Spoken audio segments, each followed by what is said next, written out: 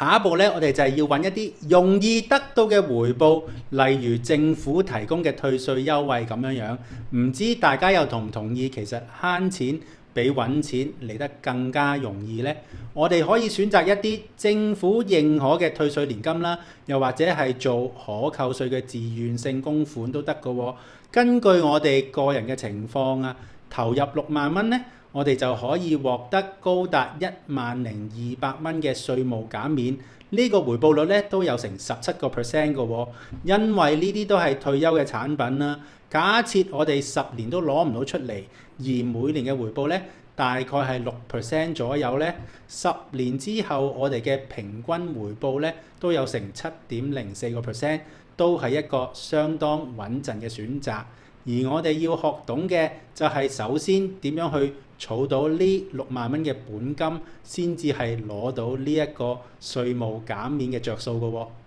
愛因斯坦就話：複利效應係世界8大奇景，明你就揾錢，唔明嘅你就俾人揾晒啲錢，真係一啲都冇講錯。假如我哋30歲開始每個月穩定咁樣儲2000蚊，儲到50歲，正常嚟講，我哋得48萬嘅啫喎。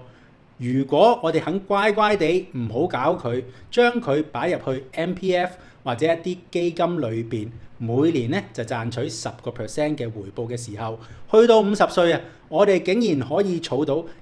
1461428蚊啊！而最困難嘅就係我哋需要下定決心，實行咗嘅就唔好容易改變，未到時間唔好攞錢出嚟就得㗎啦。